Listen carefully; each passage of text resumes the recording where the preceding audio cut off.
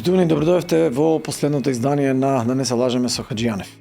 Овој пат зборуваме за странското влијание во Македонија и сакаме да одгонетнеме дали дезинформациите за кои што постојано се зборува се реални, ако се реални, зошто се реални, а ако не, зошто не.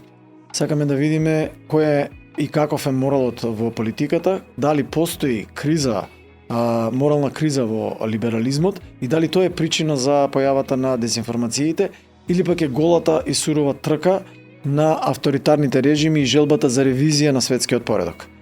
На такви прашања можеби не можеме да имаме подобар соговорник кој што ќе дадеме, со кој всушност ќе се обидеме да дадеме и едно филозофско гледање на целата таа работа, но и да ги погледнеме работите од аспект на моралот и етиката во политиката. Денеска со мене е професорот Трајче Стојанов, со кој ќе поразговараме на овие теми. Трајче, добре дојде во Да не се лажеме со Хаджијанев. Мислам дека можеме да започнеме директно со едно прашање: постои ли морал во политиката и ако постои, како може да го видиме, ако не, зошто не? Да, благодарам на поканата, поздрав до сите твои гледачи и слушатели. Драго ми е што те гледам во една нова улога, не се сомнам дека ќе бидеш успешен како и со се до сега што си фатил во животот, долго те знам и знам дека ќе биде успешен овој подкаст. Интересно е тоа прашање и не е еднозначно во следнава смисла. Политиката од која теориски се осмислува, да кажеме, што од античка Грција па до денес, била доживувана како, едноставно кажам, како екстензија на политиката. Да речем, Аристотел зборува дека политиката е практичната димензија на моралот. Моралната филозофија треба да одговори на прашањата како да се живее добро, а политиката тоа да го операционализира. Така што политиката или политичкото отсекогаш било поврзана со етичкото, токму во оваа смисла. Значи, моралната филозофија или етиката се обидува да одговори на прашањето како да ја уредиме добро заедницата, а политиката треба да го операционализира тоа уредување на заедницата. Сега, од тогаш нааму, нели, се разбира, многу води истекоа, многу нешта се случува во светот и политиката денеска многу ретко се врзува со моралот. Особено многу ретко се врзува со вредностите, токму тоа е она што самиот го спомна во најавата за кризата денеска на либерализмот. Значи денеска имаме наистина криза на вредностите. Кога имате криза на вредностите, тоа се рефлектира и во политичката прагма.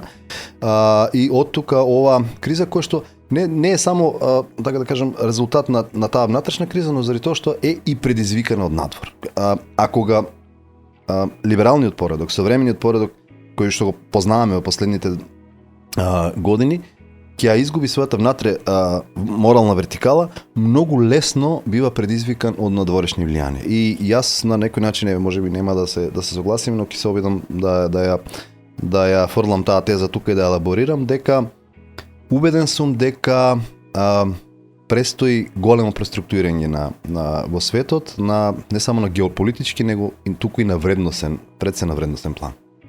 Добро. Ако постои тоа големо преструктурирање и бидејќи се нас не интересира за околу тоа влијание, ние избравме еден правец, некаде таму 90-тите години.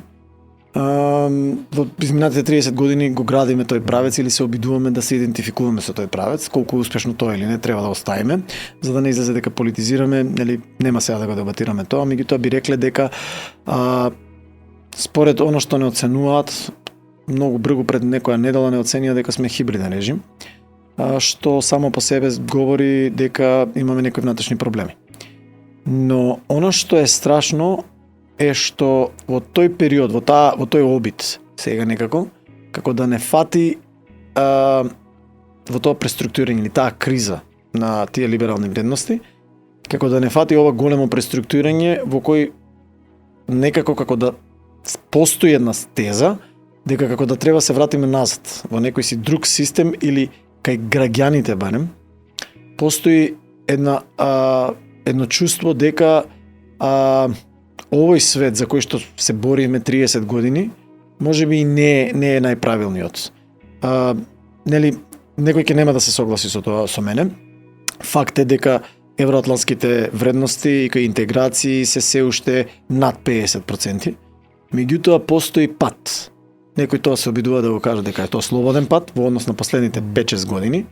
Дали тоа е одраз на овие, да кажеме, проблеми кои што се јавуваат, а се внатрешни, или пак на вистина како што можеме да кажеме дека тоа големо преструктурирање доаѓа или е под притисок на тоа големо преструктурирање? Па и е под притисок, мислам, но има и некаква внатрешна традиција, јас мислам, тоа. Да, ние од осамостојувањето до денес и декларативно, и номинално, но и суштински тендираме кон, членки сме на НАТО, тендираме кон членство во Европската Унија, но од друга страна, кога ќе ја промислиме состојната култура и традиција, ние наистина треба се запрашаме колку ние реално споделуваме од она што се нарекува, не знам, европски вредности, и при тоа кога го зборам ова европски вредности, мислам во морално неутрална смисла, не во смисла дека тие се супериорни, нашиве се инфериорни или некои други се посупериорни, не, туку дека се разликуваат. Низ еден наједноставен пример. Јас лично, на пример, кога патувам, јас се чувствувам повеќе дома во Стамбул отколку во Брисел. Јас чувствувам дека споделувам повеќе со некоја култура која можеби е ориентална, а не е дел од традиционалната католичка, протестантска идеја за Европа. И јас таму се чувствувам повеќе дома од кој што се чувствувам во центарот на таа култура. Значи, сега од овој личен пример не можеме да генерализираме, но навистина сакам да посочам на тој историски контекст во кој се создавала оваа држава.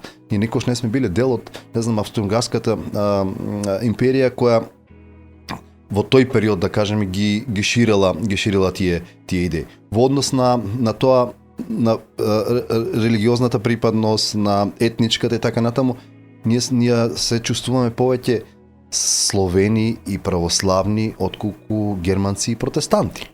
Ако е тоа така, дали тоа значи дека ние имаме културолошки дефект за да можеме да бидеме поени кон тие либерални вредности? Не, имено, баш заради тоа, реков, го земам морално неутрално. Не дека ние сме дефектни, они се перфектни или обратно, или дека... Не во негативна смисла, дека едноставно нашата култура не, ајде, може би лошо се изрази, нашата култура не соодветствува со тие вредности или нема допирни точки. Интересно прашање отворивте. Мислам дека вината во наводници е во градењето на современа Европа на една исклучивост која не би смеело да биде. Зошто Турција е пред вратите на Европската Унија толку време? Зарем Турција не е дел од европското наследство? Сте биле, предпоставам, во Турција. Значи, јас кога сум таму, јас чувствувам дека таа го носи наследството од Византија. Ова територија била дел од Византија. Јас одам во храмови, во објекти, во амфитеатри, гледам артефакти од Византија, од моето наследство. Ама нели европјаните викаат дека солидарноста, универзализмот, мултикултурализмот се вредности на кои што почива Европската Унија? Да, но зарем тие вредности ги немала во Отоманската империја. Рум милетот и начинот на кој била организирана Отоманската империја е врв на мултикултурализм. Се согласувам, првата глобализација која сакате да ја видите, дали сакате во однос на храна, култура, традиции, нели изразување и така натаму постојала. Но од друга страна и повторно построена била како совршен, сега нели го задржам фокусот на Турција, не дека јас сум се некој нели туркофил, но како укол за илустрација на ова што го почнавме. Првиот израз на мултикултурализмот е во Турција. Никој не водел грижа за тоа која вероисповест е, која нација сте. Добро, ако е тоа така, се дека плаќате данок на султанот. Да, добро, во ред. Ако е тоа така, тогаш каде е проблемот со прифаќањето на европските вредности? Зошто ние имаме проблем да ги прифатиме европските вредности? Мислам дека ние немаме проблем, дека Европа има проблем во физиономирањето на самата себе си. Знаете, јас не вака да ја постам, да ја радикализирам, па колку и тоа да звучи скандалозно. Не, Европа во која не е Стамбул и Москва, не е мојата Европа. Не е тоа заедничката Европа. Знаете кај има друг проблем. Европа има добиено Нобелова награда за мир. Дали тоа значи дека сега како се вика имаме извитуперување од таа криза на тој либерализам за кој што збориме, каде што Европа сега инсистира на војна во Украина. Значи од една друга гледна точка, ако е изрелативизираме во таа насока. Дали тоа значи дека ова е просторот кој што го напаѓаат авторитарните режими и го користат како супер хибрид во тие дезинформации во кои што велат пошто се вие разликувате од она што ние го нудиме. Сега само се, вака нагледно да кажам, сега само се тргна пердето. Значи вие се сомневате во тоа дека они биле искрени, така? Сега само тргна, знаете, особено после падот на Берлинскиот зид. Видете, една идеја кога да не се лажеме како што се вика и подкастот. Соединетите американски држави се идеален пример како се строи нација врз основа на идеја. И тука нема сомнеш. Сите прогресивни идеи кои никнале на тлото на Европа, од просветителството, либерализмот, на британското острово, заради тоа што не можеле, заради тоа што стариот континент, нели е стар континент, не може да се имплементираат целосно, Америка никнала на тие идеи како на нов плац. Буквално на најпрогресивните идеи кога се создавала како држава. И секоја идеја на некој начин, како што се зборува, нели, и самото име идеја и до слика, е некаква слика проектирана која треба да ја следи заедницата или поединецот. Но кога во одреден момент таа го губи внатрешниот, секоја идеја со тек на време, го губи внатрешниот потенцијал. И после падот на Берлинскиот зид, од ништо надвор не е предизвикана да станува подобра, таа нужно почнува да се јаде самата себе си. Мислам дека самата условно западна цивилизација самата се доведе себе си во кјорсокак затоа што нема внатрешен потенцијал да се предизвикува постојано самата себе си и заради тоа што нема надворешен противник, така да кажам, кој што ќе ја мотивира и ќе ја влече надвор. Погледнете што се случи, само како заклучок прости. Крајот го прогласија крајот на историјата и последниот човек.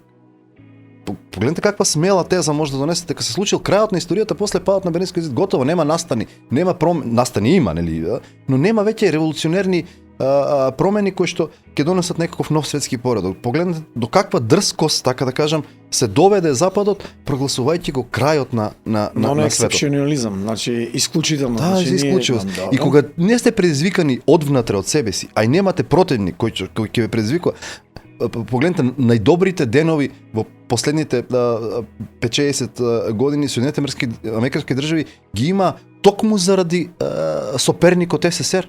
Од култура, од Волт Дизни кој што правеше цртани со Пикасо, до вселенски програми. Добро, ако е тоа така, тоа дали значи сега дека ова може би и спас, наместо да биде пропаст за либерализмот, да биде спас, бидејќи се појавуваат сега ревизионисти кои што ќе го мобилизираат тој либерализам. Ме разбирате? Да.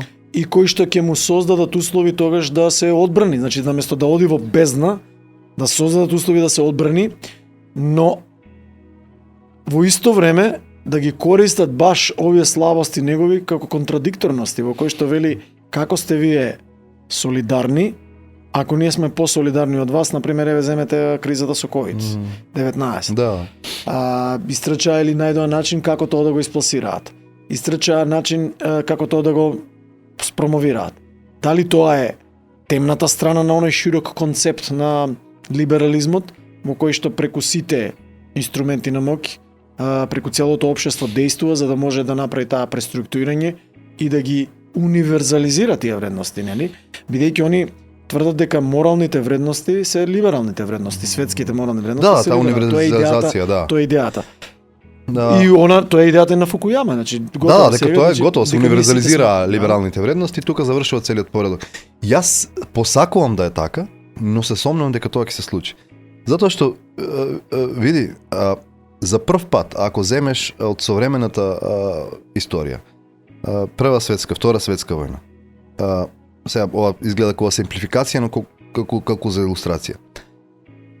Сите конфликти големи се внатре во рамките на таа западна културна парадигма. внатре, значи независно дали станува збор за Германија, Британија, значи внатре во самата таа парадигма тој конфликт се случува. За прв пат, според мене, и ова е најсериозниот тест на таа западна цивилизација, таа е предизвикана од културна парадигма надвор од неа. Кина. За прв пат, затоа што Кина не е држава, Кина е цивилизација. И за прв пат ова западна културна парадигма пред се е предизвикана од надворешен непријател, така да кажам. Добро. И тоа е навистина сериозно прашање дали ќе го издржи ова. Јас посакувам да го издржи затоа што ја не сум, кинес, јас сум европјанин, но се сомневам дека ќе го издржи со оглед тоа што гледам што се случува во Кина. Пред некој ден прочитав. Овие што почна што извади електронска кола, Xiaomi, да. 40 автомобили за една минута вадат во фабриката. 40 автомобили, целосно автоматизирано производство. Кина има моментално 5,5 раст. Германија е во рецесија.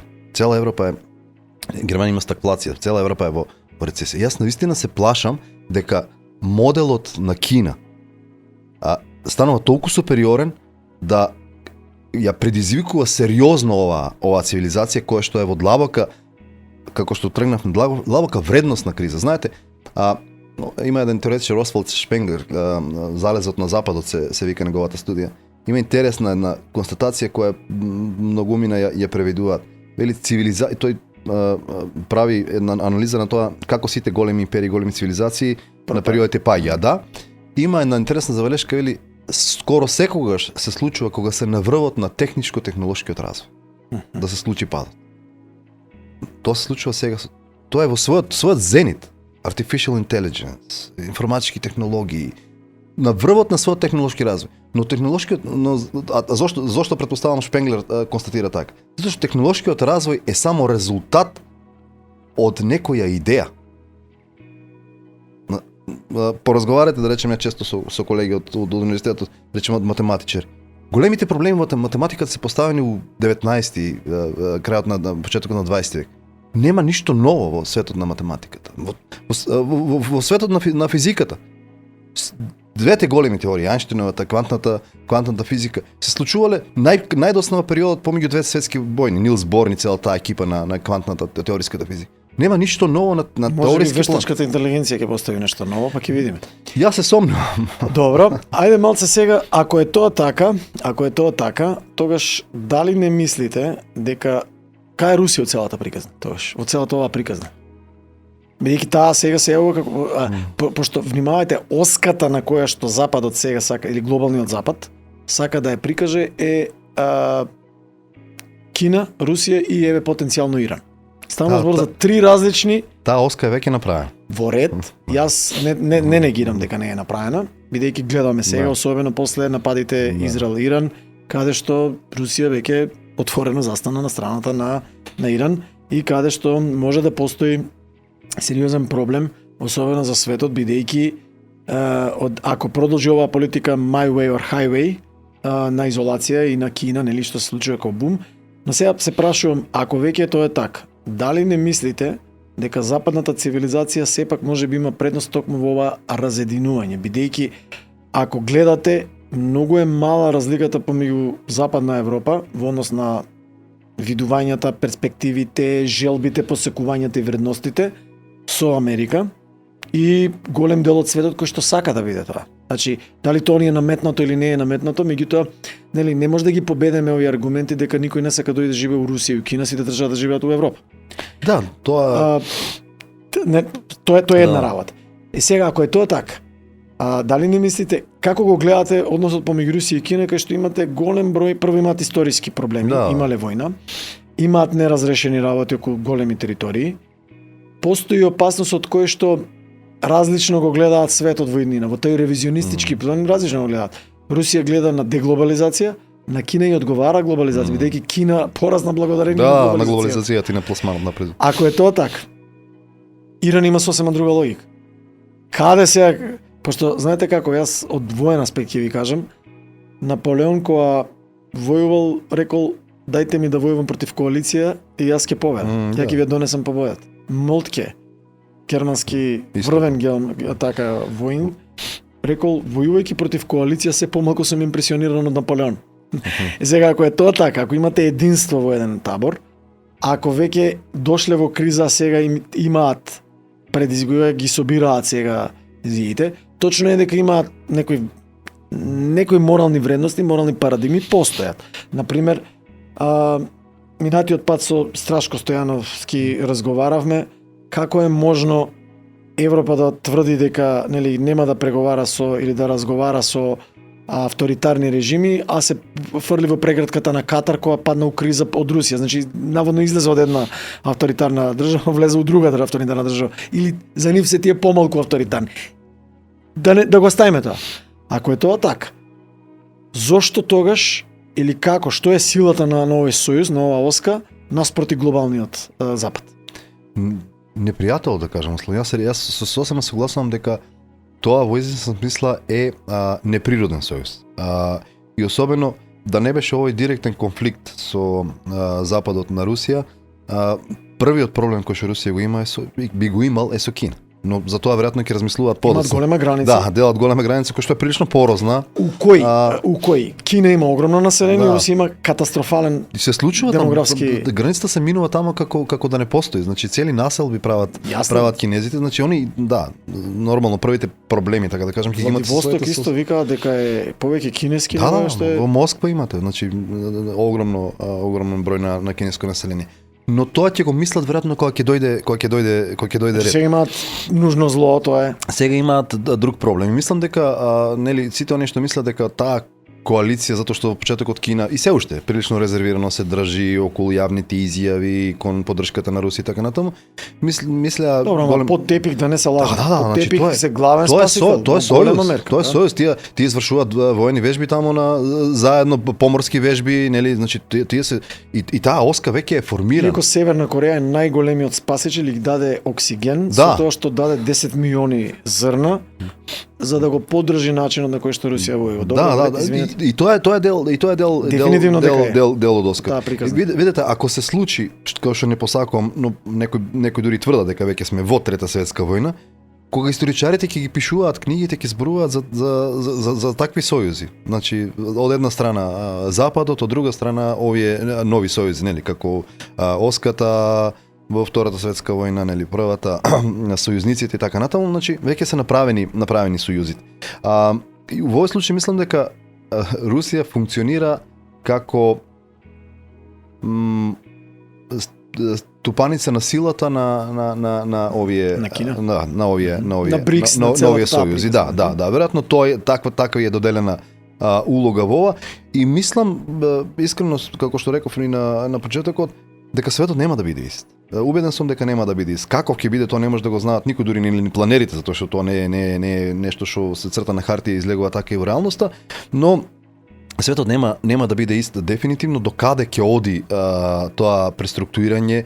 Спомнавте дека на Кина одговара моделот на глобализација затоа што извозно ориентира, на голем дел од развојот е од извозот, но да речеме Кина сега во тек 14-та поред, ако не се лажам, петолетка. Значи тие функционираат на планови на пет. Во тој план еден од приоритетите е зголемување на домашната потрошувачка. Подигање, тие знаете дека за помалку од 10 години ги извадија сите оние што беа под цртата на сиромаштија, веќе немаат според официјалната дефиниција за сиромаштија, и сега ја подигаат средната класа за да можат да ја динамизираат внатрешната потрошувачка. Дали тука не е потрошувачка? слабоста на Кина? Затоа што имаат сериозен проблем, бидејќи им е намален демографскиот прираст, и тоа веќе извесен период. И сега се случува во наредните 5 до 10 години ќе им се случи оној тресок во кој што ќе имаат дефицит на работна сила. Во исто време, голем дел од западната технологија се излече од таму, затоа што со дигањето на средната класа автоматски се покренува стандардот, веќе не се ефтина работна сила. Трето, тој период од, да кажеме, бидејќи реално со луѓе кои што сум разговарал, кои што живееле во Кина, они викаат во Кина може да ги видите сите системи, од робовладетелство преку феудализам, капитализам до комунизам. Да. И мене ми беше малце тешко да го разберам тоа, но дали сега таа средна класа, знаете како, велат мирно море не прави добри морнари. Тоа мислам дека можеби е и ова тезата која што вие заговаравте за Западот, тоа е дека доаѓа да не е предизвикан од никој ништо и почнува веќе да се јаде со самиот себе. Ќе дојдеме и до тоа и ќе ја објасниме луѓето зашто волку широко разговараме за ова, иако тезата главна ни е имаме ли дезинформација или немаме, бидејќи сакаме да одгонетнеме што е тоа што последната анкета на ИРИ вика дека не ни е најголем пријател Западна Европа и Западот, туку Србија, гледајќи во, да кажеме, во регионален контекст, а Србија се идентификува со некакви си апсолутистички режими или приклонета кон таа оска, па дури сега можеме да збориме на еден и друг начин. Вучич е поканет да присуствува на БРИКС, како гостин, посебен гостин.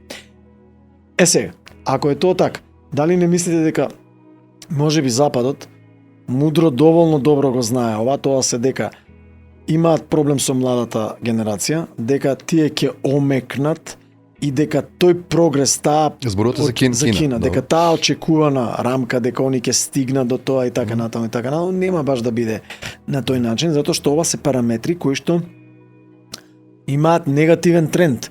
Збориме за имаат лош прираст на население.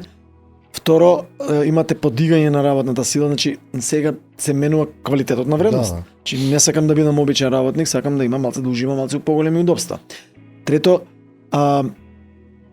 овој како се вика, имам нели автоматизирањето значи дека изфрлање на човечкиот фактор од работна сила. Ако сето ова е така, дали сега режимот е проблем, значи ќе се нареди и нема да имаме чувство толку за хуманост, или едноставно и нема спас на Кина и тоа е можеби до Западот добро го знае. Пред некој ден слушав некоја емисија околу ова, нели, сите овие песимистички проекции за Кина и еден од соговорниците кој што бил во Хонг Конг, уште дека бил под британска управа, вика само што стапнав на територијата, поминав некои книжарници, на сите на насловната страна на излозите, главна книга беше неминовниот распад на Кина. Значи, уште од тоа време се предвидува, нели, распад на Кина, но еве уште не се распаѓа.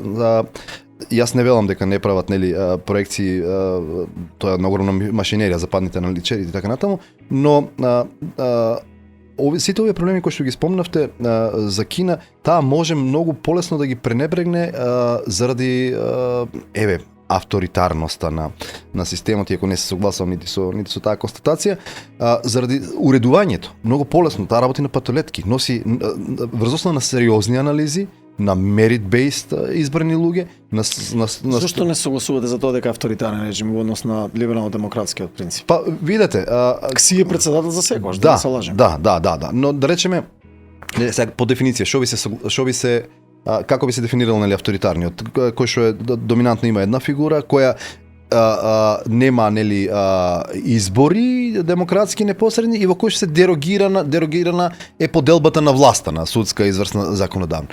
Да, Кси е доживниот председател, избори во оваа смисла нема, но таму подеднакво постојат институции на системот и немате, одлуките не ги носи со декрет си, како да речеме, не е тоа некоја монархија. Вие, например, Бајден сега може да потпише извршна одлука, без да го повика Сенатот за некој, да речеме, прашање, тоа не може да направи си.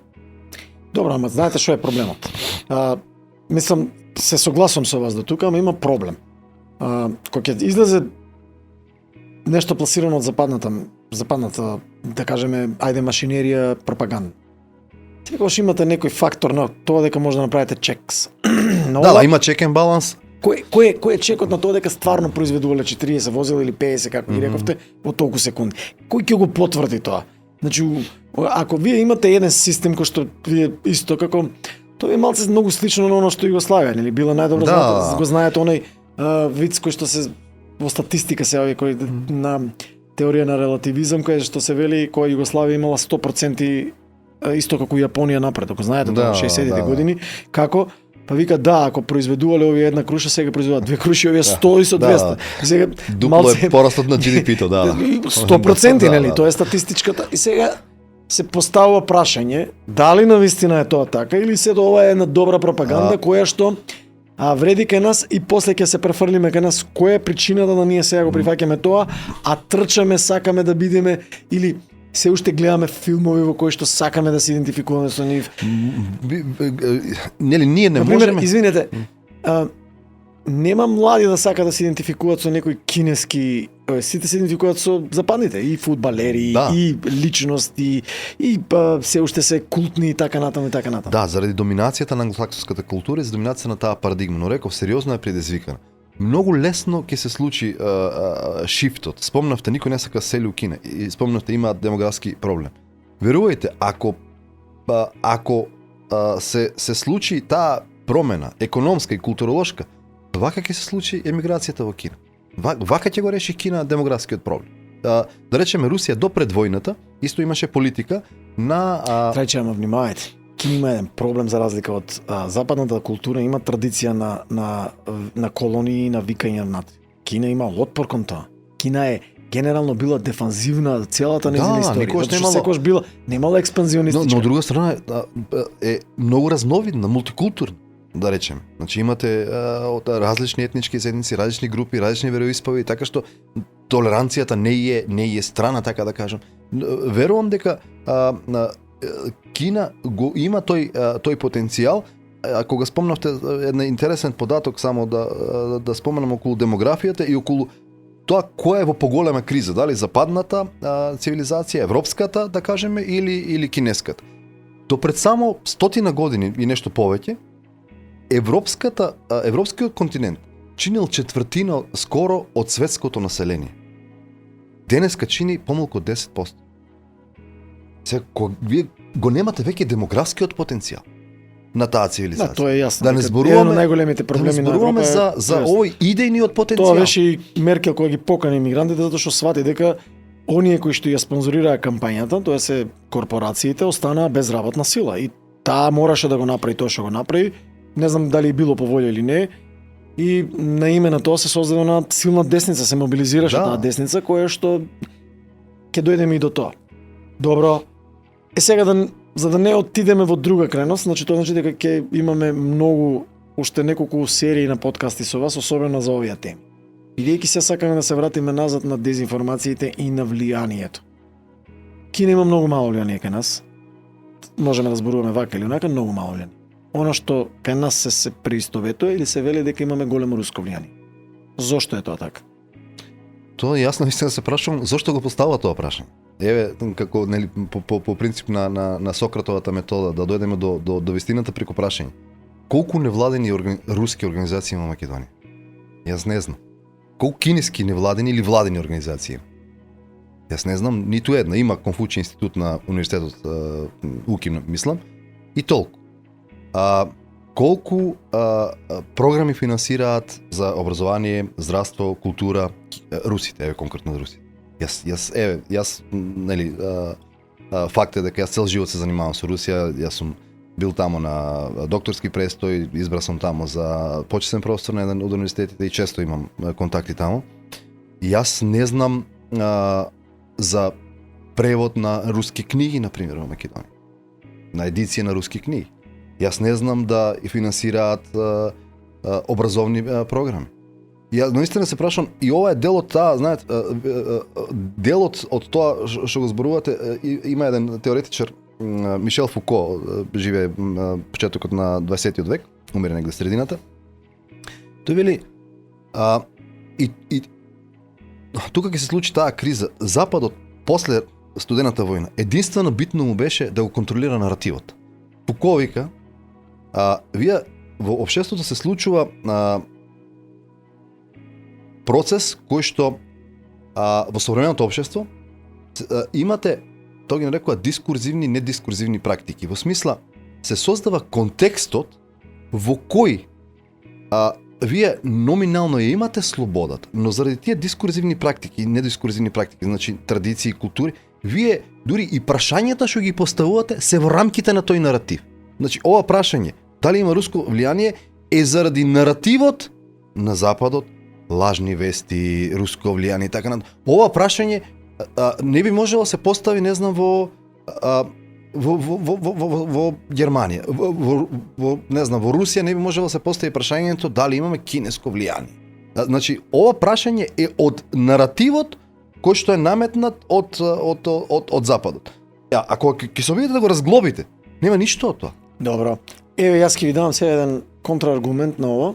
Ние 20 и кусур години не знаевме кој е руски амбасадор во Македонија, ќе се согласите со Така е. мене? Добро. Ако е тоа така, и ако е точно, ова лично го знам од председателот Иванов, поранешниот председател Иванов, дека на посетата со Путин, кога му соопштил дека сакаме да бидеме како се вика дел од НАТО и овој рекол во ред. Добро, немаме никаков проблем. Зошто тогаш рускиот амбасадор реагираше кога Македонија стана членка во НАТО? Ако веќе нема проблеми или не сакаат да влијаат. Веројатно, нели, како суверена држава би имале реакција на нашата некоја политика да кажат дека не сакаат да бидат дека имаат против да бидат членки да бидеме членки на НАТО.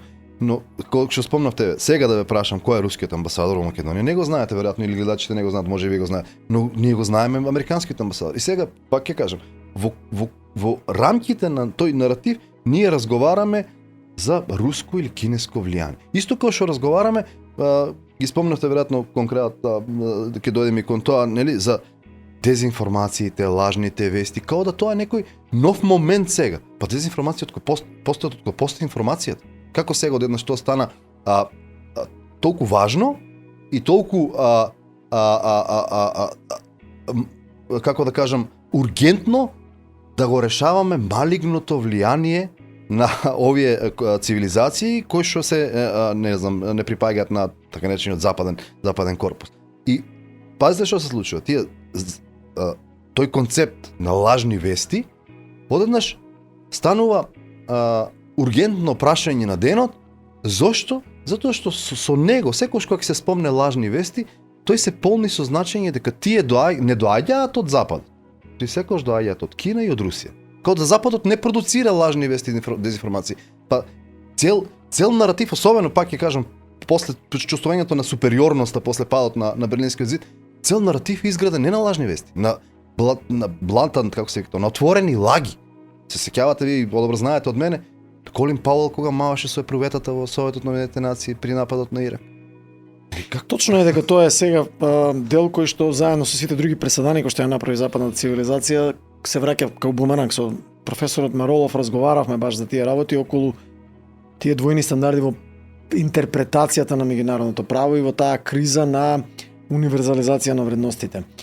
Меѓутоа, е уште еден контрааргумент за тоа дека имаат честност овде. Се што имаше една студија на глобалната иницијатива против организираниот криминал или Global Initiative Against Transnational Organized Crime, која што ја беше направена на територија на Босна, Црна Гора и Србија. Во анализата која што ја правеле таму, кај 95% од компаниите кај што они лоцираа овој како се викува, не нивна, јас ги прашав, они не можеа да го поврзат тоа, кај што 95% лоцираа дека постои криминал, организиран криминал, позади стоеше или руска фирма или кинеска фирма. Зошто е тоа така?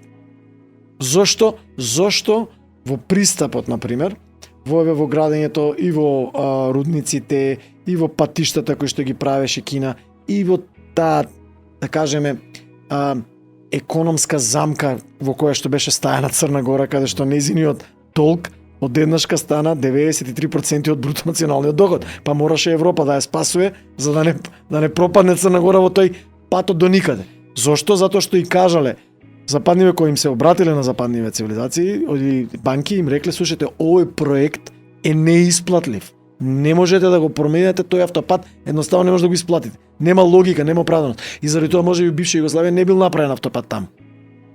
Црна Гора решава да го прави, бидејќи нема тоа пари, одат Мило Џукановиќ тоа што го прави, знаеме каков е Мило Џукановиќ и тука нема дилема.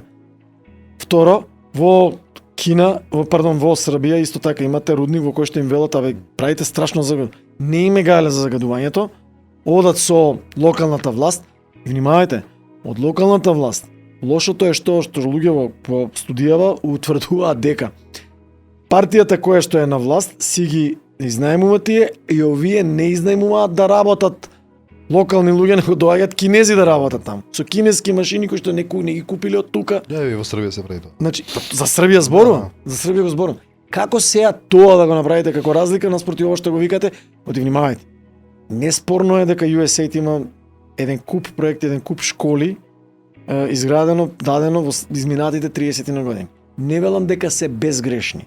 Не велам дека немаат двојни стандарди. Не велам дека не се мешаат и дека не доаѓаат нивните како се вика амбасадори и не удираат на маса, ама внимавајте.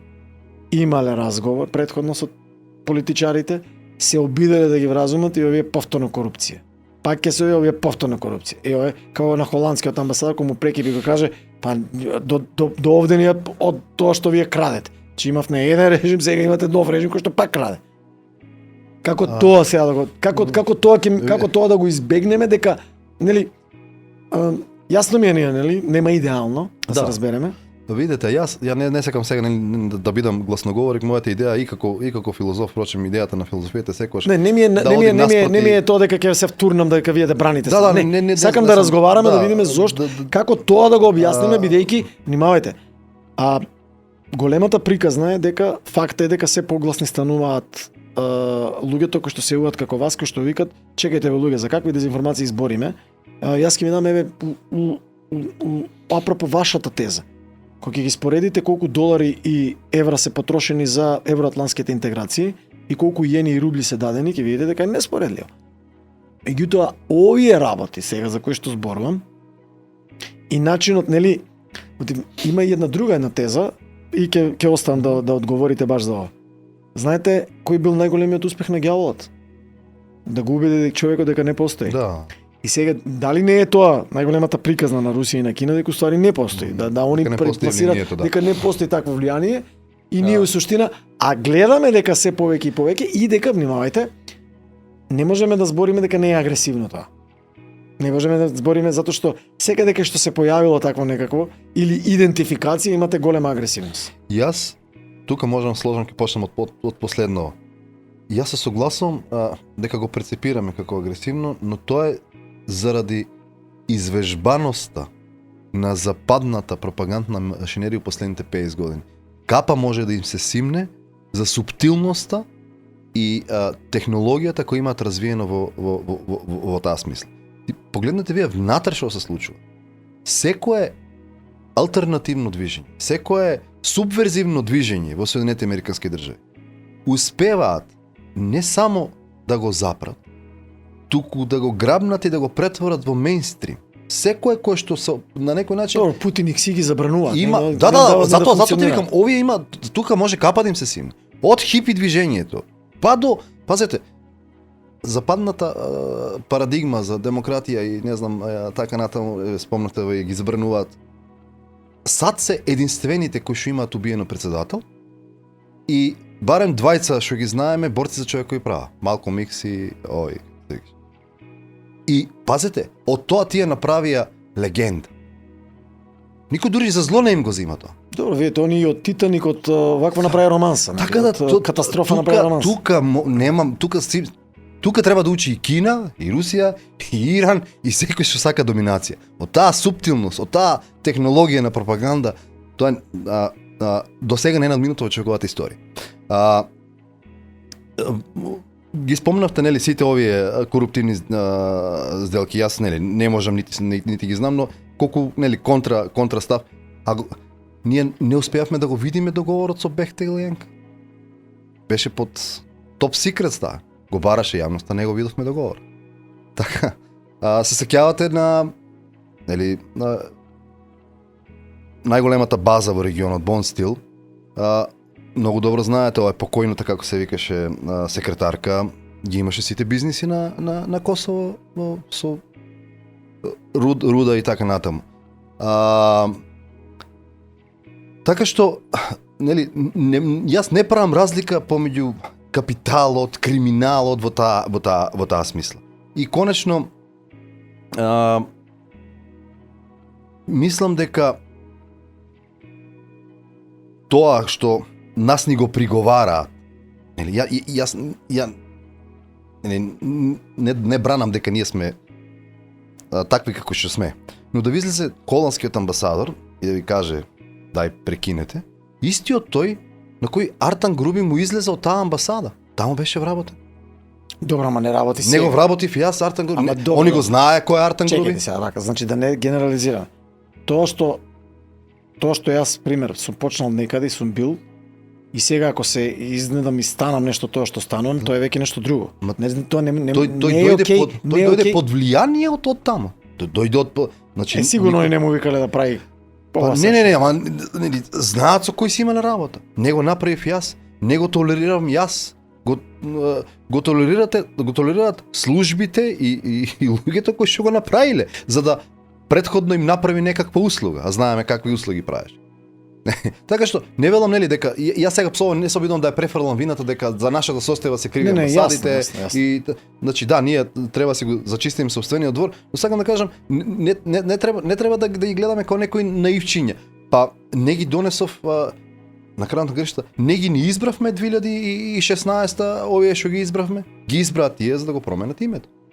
Не ги избравме, нема мнозинство. Така, знаеме како го донесе.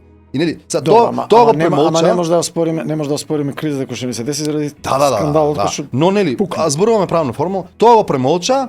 И сега у името на тоа да ги направите промените, ние малку ќе го толерираме вашето клептоманство. Ама сега ако ќе претерате, па ќе ве опоменеме. Добро. Дали овие се ваквите лоши политики на project based. Буквално ова што го зборуваме, да заврши мојот мандат, нели за да може, дали ова е причината заради која успеваат овие влијанија, независно за да останеме да останеме неутрални, за да не земеме страна, дали ова е причината во однос на таа лош пристап значи не е само дома, туку и лошиот пристап на локалните, да кажеме, представници на таа локалните елити, на елити на таа западна цивилизација, дали тоа е причината заради која се јавува вакуумот кој што се овие го пополнуваат многу лесно. Многу лесно брзат вршат трансфери, внимавајте без да бидат присутни тука. Па да, гневот. Тоа не е само случај кај нас, Преку Белград. Да. Имено, ама тоа не е само случај кај нас, видите, кога вие се чувствувате повредени, изневерени се вашите надежи и така натаму, вие нормално имате некаков отпор и чувство на гнев. Прочитав една изјава на некој, не можам да сетам кој американски представник, или ако не беше француски, простете, знаете што се случува во Африка, се случува неколку преврати, голем дел од француското влијание таму е елиминирано, американското и така натаму, во Нигер и така натаму. И еден од нив вели, ајде јасно ни е Кина, а зошто? Има многу инвестиции. Но зошто на протестите мафтаат со руски знамиња? Луѓето чувствуваат дека најверојатно тоа е порив отпор за да ги казните да чувствуваат гнев, чувствуваат отпор и веројатно нели како да кажам делот вината во наводници би требало да ја преземат и тие. Референдумското прашање беше распишано дали сте за членство во ЕУ и НАТО. Прво беше ЕУ и НАТО. Со промена уставното име. Уставното име е променето 2 години. Ние имаме нов проблем. Сега како ирационално е да не барате од мене да не бидам гневен. Ирационално е да јас ги имам сите фалинки што ги имам, сите мани, корупција, институции и така натаму, но се нацртаа сите државници тука, од францускиот до американците. Да го поддржат тоа референдумско прашање. Дали сте за членство во ЕУ? И сега кога имате вие реакција која што е нормална, вие барате од мене да се однесувам како светец. Да го поставам на столот на идолатрија Европската унија, западната цивилизација и да кажам само јас сум грешник. Така да тоа е природна реакција според мене. И вината покрај овие што ги зборував, вината сега, покрај овие културолошки, традиционални некои, ја има и таа западна цивилизација и конкретно Европската унија баш заради кризата внатре и еве уште една провокативна теза. Јас ве уверувам дека дури да се случи промената на ако се случи промената на уставот и ќе се внесат бугарите во уставот, јас ве уверувам дека знаете однапред. Па натаму да работите. Значи јас ве уверувам дека доколку и почнат преговори, тие ќе траат бесконечно. Мислите за Европската унија? И дека нашата интеграција е се помалку известна. Така што песимизмот и разочараноста, гневот и апатијата се некој начин Трачи таму имаме реакција. друга една теза. Таму можеме теза да се свртиме кон нас и ние можеме да ги достигнеме тие европски вредности, ама треба да ги засукаме ракавите затоа што проблемите почнуваат од дома и ако не си го решиме проблемот дома, со корупцијата, со тоа кај сакаме да видиме, што сакаме да бидеме, со центрифугалните сили кои што ни силуваат, тука ние ништо нема да направиме. Без тоа можеме да зборуваме за било какви морални вредности. Јас имав сосема една средба со пријателки од кои што се делови на парламентите во Хрватска и во Романија, двете многу слични култури и земји како нас. Они ми вика, немој да се надевате дека ако влезете во ЕУ дека проблемите со корупцијата ќе ви се решат. Не ви се решават. ЕУ нема да ви ги реши. Тоа ќе ви овозможи корумпираните политичари само повеќе да крадат, затоа што ќе имате европски фондови сега да крадат. Океј. имат поголема кес. Накратко затоа што времето не сгази. Дали има влијание или нема странско влијание и руско влијание кај нас и кинеско? Има секако, тоа е разбирливо. Добро. Ако е тоа така, може ли да наброиме три работи, три причини кои што се главни од ова што до сега го разговаравме, за да го заобкружиме ова серија од подкастот? Кои се трите главни причини? Едното е последното што го спомнавме, тој реален гнев и отпор кон да речеме тој западоцентристички. Неостварени очекувања? Да. А вториот лежи токму во нас што го почнавме овој разговор. Реално ние колку и да сакаме да избегаме тоа, ова тло е славијанско и православно. Независно дали се декларирате атеисти, вие имате една традиција која е вкоренета тука. И повторно ќе го заокрушам тоа. Јас ја гледам Европа заедно со плуралитетот на културите, традициите кои што припаѓаат таму. Како Турција не е Европа? Како Русија не е Европа? Како може Русија да не е Европа? Тоа е замислете да избришете Достоевски, Толстој, Чајковски. Како може тоа да не е дел? Они има се кога почна војната, они го исфрлија, ако се сеќавате, од голем број на уметнички дела, значи веќе не се емитуваат таму затоа што се руски, добро. Тоа е втората причина и се разбира нели внатрешните сите овие проблеми за кои што зборувавме, институционални, корупција, порозност на ти подобро тоа. Кога би ги рангирале, кој би го ставиле прв? Па мислам дека овој гневот и разочараност. Мислам дека тоа е. Добро. Како ќе ни помогне тоа ако знаеме дека сме гневни? Мора нешто друго да е. Кон кого сме гневни? Кон Запад и кон нашите политичари? Да. Видете, ако не може да го смениме Западот, кого можеме да смениме? Па веројатно нашите политичари. Значи повторно демократскиот дел е многу подобар според мене да го избереме, нели? Ете дека видите тоа како за да можеме, не инсистирам, меѓутоа на кој начин ќе го смените ако не преку револуција или преку израз на народот, односно волјата на народот да се слушне за да можеме да го, пошто сакам да испратиме некоја порака, нели, за да не сме правиле празни муави. Ако би требало да бирам, јас си бирам револуцијата. Револуција. Добро. Почитувани, ви благодарам што и овој пат бевте со нас. Мислам дека времето беше прекратко за да можеме да одговориме на многу теми. Разговаравме овој пат за влијанието во Македонија, за странското влијание, но го разгледавме од еден малку поширок аспект. Зборувавме за моралот во политиката, зборувавме за судирот на култури, зборувавме за тоа како оние предизвикувачите се развиваат, каде се тие и како стојат со оние кои што ги предизвикуваат. И на крај се вративме кај нас, дали причините лежат во внатрешното наши проблеми, дали уредувањето кај нас е проблематично, дали културата е таа и традициите се тие кои што се одраз на или се платформа врз основа на која се прават манипулациите. Останете понатаму со нас и следете не до крај.